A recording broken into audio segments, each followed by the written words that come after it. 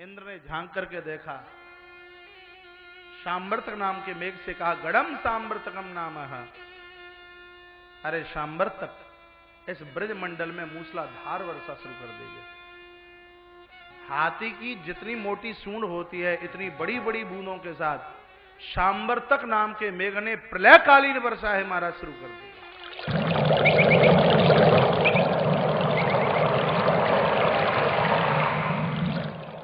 नंद बाबा घबराए। नंद बाबा ने कहा, बेटा मैंने तो को पहले ही बताई थी और तैने बात नहीं मानी। अब ये इंद्र का हुआ जिंदो ना छोड़ेगा। कृष्ण कहते हैं, बाबा चिंता मत कीजिए, जिसकी हमने पूजा की है वो रक्षा भी करेगा। इतने में तो भगवान श्री कृष्ण ने देखते देखते अपनी इस उंगली के ऊपर विशाल गिरिराज को धारण कर लिया। बोले गिरिराज धरण भगवान की जय। ब्रजवासियों से कहा कि सब आप गिरिराज के नीचे आ जाइए। नंद बाबा माता यशोदा के साथ जितने भी ग्वाल गाय बछड़े जितने भी थे वो सब गिरिराज के नीचे आ गए। सुखदेव स्वामी कहते हैं, परीक्षित 3 दिन और 3 रात हो गई, वर्षा ने सांस भी नहीं ली। घनघोर बारिश।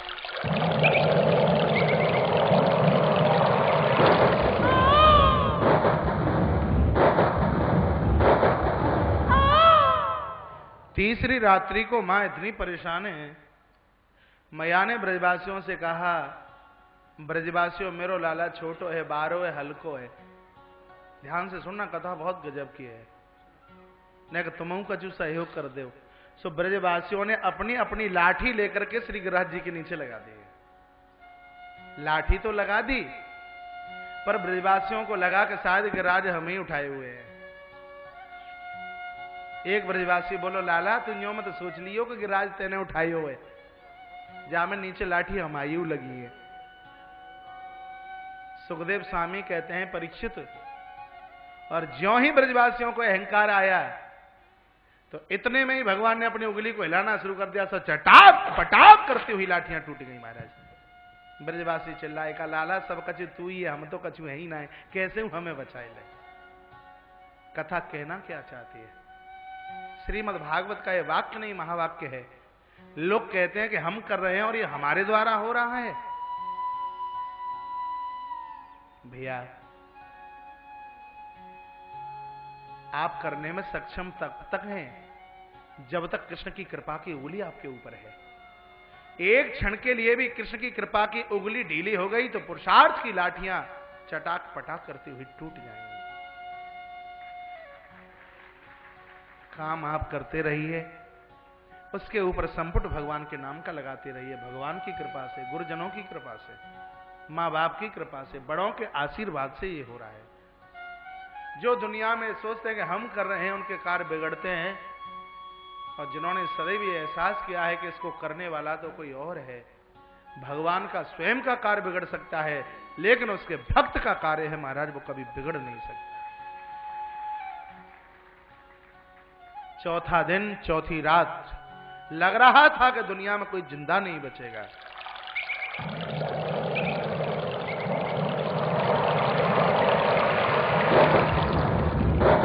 पांच रात्रि और 5 दिन निकले।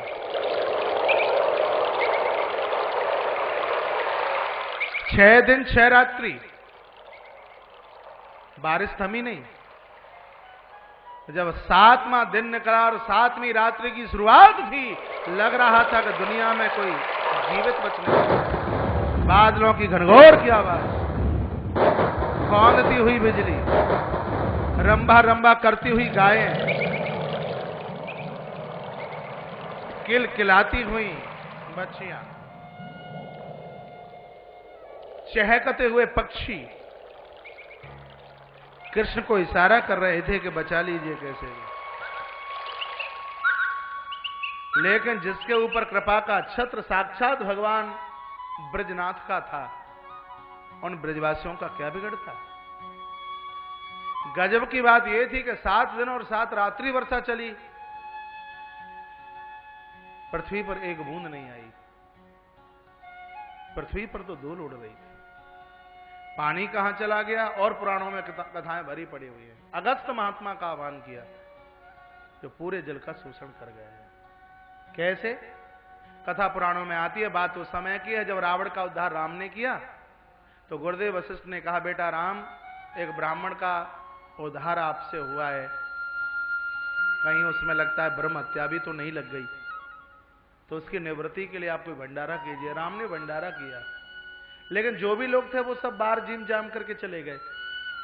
माता जानकी ने कहा, जितने भी महात्मा थे वो सब बाहर जिम के चले गए, मेरा तो घर पावन ही नहीं हुआ। जब कोई संत मेरे आंगन में बैठ करके जिमता, अपने भाग्य की सराहना में करते। इंतजार कीजिए, कोई फकीर आपके आंगन में आकर के भोजन करे, कोई ब्राह्मण आकर के भोजन करे, कोई गरीब याचक आपके आंगन में आकर के भोजन करे। प्रतीक्षा कीजिए।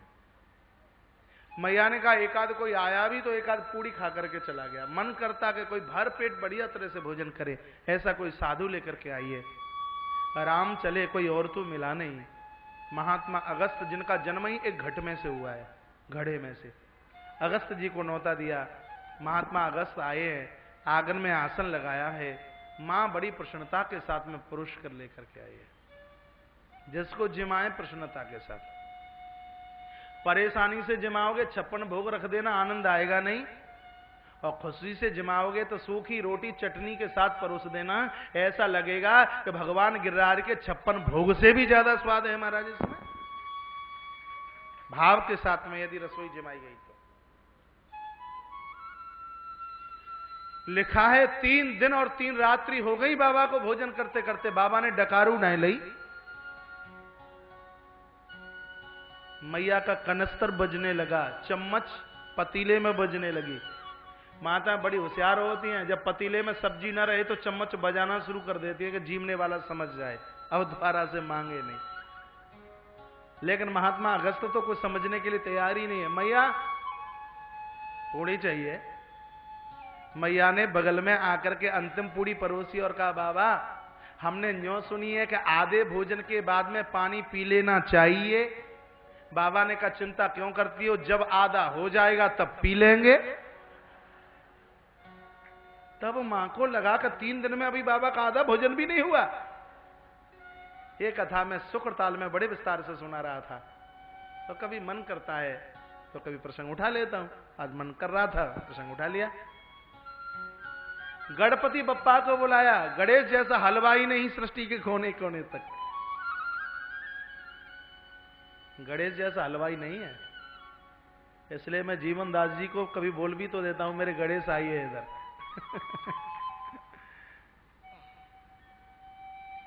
बहुत बढ़िया व्यवस्था है। और मुझे तब बड़ी गुदगुदी होती है, इतनी खुशी होती है जब मैं उधर भंडारी की तरफ चलता हूं तो मेरे भावुक भक्त मुझे कहते हैं, महाराज जो है सो है, लेकिन भंडारे का बड़ा चमत्कार है जो सुबह 7 बजे से लेकर के पूरी रात्रि तक चलता है, और हमने इस चाय को तो बंद होते ही नहीं देखा, उसकी टोंटी सदैव खुली ही रहती है। व्यवस्था ही इतने बढ़िया आदमी की है। गणेश जी हलवाई का काम करने लगे। रिद्धि सिद्धि आई, 9 निधि आई। गणेश जी बड़े कढ़ावे पर बैठे हैं महाराज, भंडार के मालिक हैं, और जब मालिक बढ़िया तरह से देखना शुरू कर दे तो वहां पर कमी कैसे आएगी। रिद्धि सिद्धियां पूरी बना रही थी, 9 निधियां खीर में लगी, और माता जानकी का परोसने का काम था। स्थिति ये थी, जब मैया परोस करके आती, द्वारा जाती, तब तक थाली बिल्कुल चीकनी, लगता कि इसमें कुछ परोसा ही नहीं। 6 दिन 6 रात हो गई, बाबा ने डकारू नहीं ली। 7वां दिन पूरा और 7वीं रात्रि भी निकलने वाली। तब गणपति ने कहा, मैया ने कहा, बताओ बाबा को पेट है कि नगर कोट, कहा बात है, अब तो हम थक गए। तब मैया सीधे भगवान राम के दरबार में पहुंची और राम जी से कहा, प्रभु मेरा तो धर्म भी गया, लेकिन बाबा का पेट नहीं भरा, आप कुछ कीजिए। तब कहा, प्रभु ने आप ही तो कहा करती थी ऐसा लेके आइए, बढ़िया भोजन करे, तो हम लेकर के आ गए, अब जमाइए ना। चरण पकड़ लिए, कुछ कृपा कीजिए। तब राम जी आए और देहली से ही इशारा किया, कहा, गुरुजी अब इतना ही काफी है। तब अगस्त महात्मा बोले जानकी को, मैया आजकल हम कम ही खाते हैं, बस अब पूड़ियां तो नहीं चाहिए, आजकल हम कम ही खाते हैं, थोड़ी पानी की जल की व्यवस्था कर दी जाए। जानकी को कहा थोड़ी जल की व्यवस्था कर दी जाए। जानकी ने विचार किया कि जिसका भोजन 7 दिन और 7 रात्रि तक चला हो, तो इसके लिए जल भी तो टैंकर का टैंकर, पानी के टैंकर चाहिए, कहां से व्यवस्था करेंगे। तब राम जी ने कहा बाबा हमारी तुम्हारी उधारी चलेगी। त्रेता में तो 7 दिन 7 रात्रि तक हमने तुम्हें भोजन कराया, द्वापर में मैं आऊंगा कृष्ण बनकर और उस अहंकारी इंद्र के अभिमान को करूंगा चूर चूर। जब 7 दिन और 7 रात्रि तक वो करेगा वर्षा, मैं करूंगा आपका आवाहन। जब भोजन 7 दिन 7 रात्रि तक चला है तो पानी भी इतने दिन और इतनी रात्रि तक ही पीते रहना, आपका आवाहन करूंगा। पुराणाकार वर्णन करना चाहते हैं कि महात्मा अगस्त का आह्वान किया गया है, ऊपर से बारिश हो रही थी, एक बूंद नीचे नहीं गिरने दी है महाराज, पूरे जल का वो शोषण कर गए। कथा का अध्यात्म भाव देख लीजिए। इंद्र इंद्रियों का अहंकारी देव है। ये वर्षा क्या है हमारे मध्य में? जगत गुरु शंकराचार्य जो कथा के दूसरे दिन जिनका यहां आगमन हुआ था, ऐसे पूज्य स्वामी श्री निश्चलानंद जी महाराज जी के परम शिष्य और श्रीधाम वृंदावन श्री व्रज की एक धरोहर, कौन नहीं जानता, उमा पीठाधीश्वर पूज्य स्वामी श्री रामदेवानंद जी महाराज जी के नाम से उनका आगमन हुआ है। इस भरे पांडाल में उनका बहुत बहुत स्वागत है, बहुत बहुत सम्मान है। बोरिहंद भगवान की, कृष्ण कन्हैया लाल की जय। जय जय श्री राधे, जय जय श्री राधे, जय जय श्री राधे श्याम। वर्षा ये 7 दिन और 7 रात्रि तक चली। ये साधारण वर्षा नहीं, ये वासना की वर्षा है, ये भोगों की वर्षा है। और भोगों की वर्षा 7 दिन और 7 रात्रि ही बरसती, 8वां दिन है ही नहीं इसके पास। गिनती आप कर लीजिए, इतवार सोम मंगल बुध बृहस्पति शुक्र और शनि, सप्ताह के 7 दिनों में ये भोगों की वर्षा बरस रही है। इससे हम कब बचेंगे? जब इस उंगली को ऊपर गिराज हो। ये उंगली सतोगुण की प्रतीक है, इसकी बात नहीं कर रहा, ये तमोगुण की प्रतीक है। देखूंगा मैं तुझे, किसी से लड़ना हो तो ये आगे आगे चलती है। लोग वो बढ़िया नहीं है जिनकी उंगली ये ऐसे आगे चलती है, लोग वो बढ़िया हैं हनुमान जी और श्री डोंगरे जी महाराज की तरह, जिनके हाथ सदैव ऐसे रहते हैं। तो विनम्रता के साथ दोनों अंजलियां जिनकी ऐसे बन जाती हैं, वो महान है। ये उंगली सतोगुण का प्रतीक है। गोवर्धन इष्ट हैं, जब तक अपने सतोगुण के ऊपर अपने इष्ट को धारण न किया जाए, तब तक हम भोगों की वर्षा से महाराज बच नहीं सकते। यदि सतोगुण के ऊपर इष्ट को धारण कर लिया है, तो प्रभु प्रेमी जनों कोई गुरु अगस्त बनकर उस वासना की वर्षा का शोषण कर डालेंगे। एक बूंद भी वासना की वर्षा हमारे और आपके इर्द गिर्द तक आ ही नहीं सकती। पहले भी बोल चुका हूं, अपराध वो करते हैं जो इष्ट और गुरुजनों से दूर होते हैं।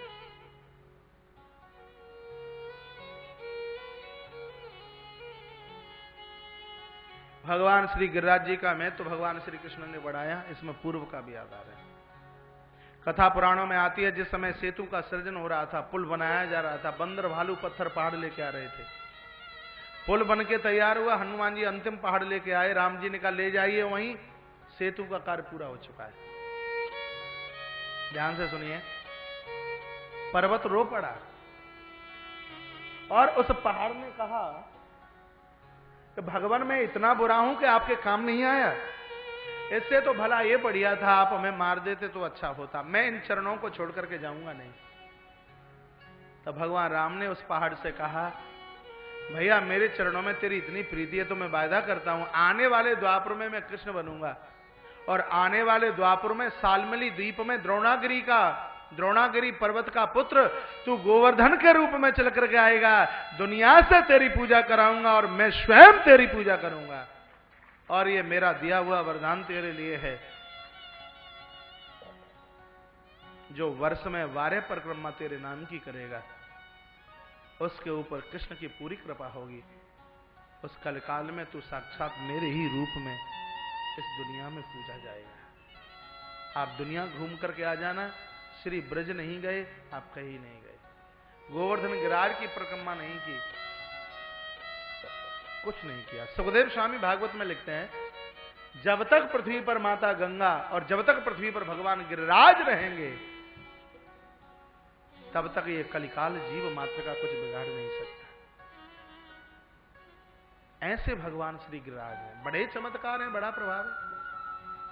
एक प्रभाव सुन लीजिए। इसी श्री गिरिराज जी की परिक्रमा में कलकत्ता से एक कलेक्टर साहब आए महाराज परिक्रमा करने के लिए। परिक्रमा कर रहे थे, अपने मित्र के साथ चले आए। कुछ ग्वारिये भी वहां गाय भैंस चरा रहे थे। एक ग्वारिये ने दूसरे से कहा, अपने गिरिराज बाबा का बड़ा चमत्कार है, जो लोग सोचते हैं वही पूरा हो जाता है। जो कोई सोचे और वही पूरा हो जाए। तब तक कलेक्टर साहब बोले, ये तो सब व्यर्थ की फालतू की बात है, लोगों ने समय पास करने के लिए साधन बना लिए हैं, हम सोचें और ये पत्थर पूरा कर दे, ऐसे ही वो बोला। पढ़े लिखे लोग अपने आप में अपने आप को कुछ समझते हैं। मुझे तो नहीं लगता कि मैं जो ये सोचूं कि ये पूरा कर दे। और ग्वारिया गांव के पक्के ठेठ, नहीं, हमारे गिरिराज भगवान में ऐसी ताकत है, आप जो सोचोगे वो हो जाएगा। कब मेरे मन में अभी मैं सोच रहा हूं कि इसी समय आएगा सांप प्रकट हो जाए, क्या हो जाएगा। और जितना ऐसे ही कहा तो एक झाड़ी में से फुंकार भरता हुआ सर्प सामने आके बैठ गया, बड़ा सा फन लेकर के सामने बैठ गया कलेक्टर साहब के सामने। कलेक्टर साहब घबराए, हाथ जोड़ करके कहा, हे गिरिराज बाबा, गलती हो गई, माफ कर दीजिए। यदि आप गिरिराज हैं तो 1 मिनट में आप अप्रकट हो जाइए। सर्प वहीं से अंतर ध्यान हो गया। और उसी समय कलेक्टर साहब ने अपनी नौकरी से रिजाइन दे दिया। अब क्या दुनिया की नौकरी करनी, जिसके ऊपर कृपा साक्षात भगवान गिरिराज ने की है। लौट करके ही नहीं गए, वृंदावन की बाहरी सीमा में जिन्होंने एक बहुत बड़ा मंदिर बनवाया, लोगों ने फिर उन कलेक्टर साहब को पागल बाबा के नाम से जाना, जो वृंदावन की सीमा में 9 मंजिला मंदिर बना हुआ है। पागल बाबा। एक नहीं, अनेक चमत्कार हैं भगवान श्री गिरिराज जी के। इस ब्रज में एक बहुत बड़े संत हुए श्री गया प्रसाद जी महाराज। कभी गिरिराज जी जाएं तो उनकी समाधि स्थल का दर्शन करके जरूर आना।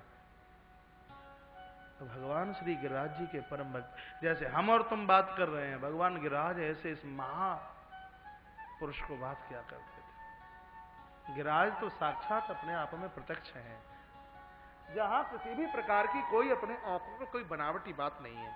बोलिए भक्तवत्सल भगवान की जय, कृष्ण कन्हैया लाल की जय, जय जय श्री राधे, जय जय श्री राधे, जय जय श्री राधे श्याम। इतने पर भी जब ब्रजवासियों का कुछ बिगड़ा नहीं है तो देवराज इंद्र अपने साथ में सुरभि नाम की गाय को लेके आए। भगवान के चरणों में वंदन प्रणाम करके अभिषेक किया, स्तुति की। नमस्तोभ्यम भगवते पुरुषाय महात्मने वासुदेवाय कृष्णाय सात्वताम पतये नमः। अरे सत्य स्वरूप नमस्तोभ्यम, नमस्कार हम करते हैं भगवते। भा माने भक्ति, गा माने ज्ञान, वा माने वैराग, ता माने आत्म तत्व। इन चारों को देने वाले हे ईश्वर, पुरुषाय महात्मा ने दुनिया तेरे सामने प्रकृति के रूप में, स्त्री के रूप में, एक पुरुष तुम सिर्फ अकेले हो। उस परम पुरुष के चरणों में हम बार बार वंदन और बार बार प्रणाम करते हैं। बार बार प्रणाम, बार बार वंदन करते हैं। भगवान ने कहा, इंद्र गलती तो तुमने बहुत बड़ी की थी, लेकिन तुम्हारी वजह से मुझे अपने भक्तों के बीच में 7 दिन और 7 रात्रि तक एक जगह रहने का सौभाग्य प्राप्त हुआ, इसलिए हम तुम्हें क्षमा कर देते हैं। ऐसी गलती द्वारा से मत करना।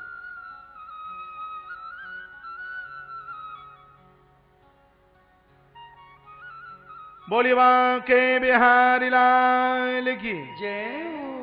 सुरभि नाम की गाय ने भी स्तुति की है। कृष्ण कृष्ण महायोगिन विश्वात्मन विश्व संभव।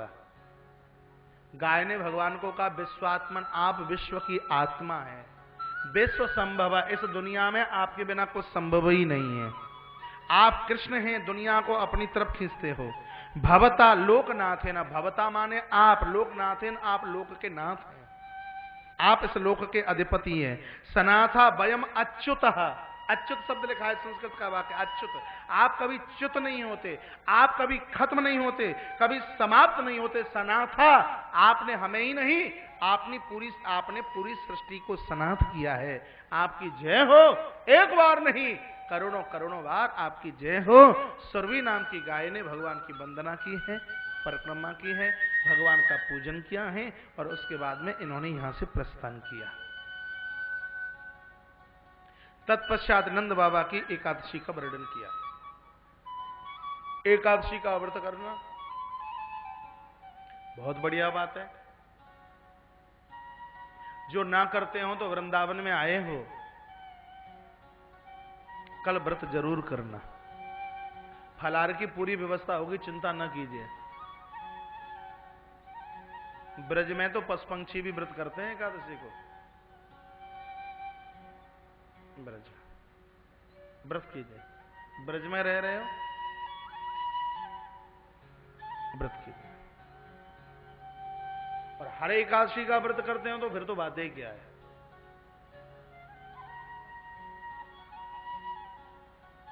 कल एकादशी का उद्यापन भी है, बहुत से लोगों की एकादशी का उद्यापन विसर्जन है। 2 बजे कथा कल पूरी होगी, और 2 बजे के बाद में हर उद्यापन करने वाले के 26 ब्राह्मण फलाहार के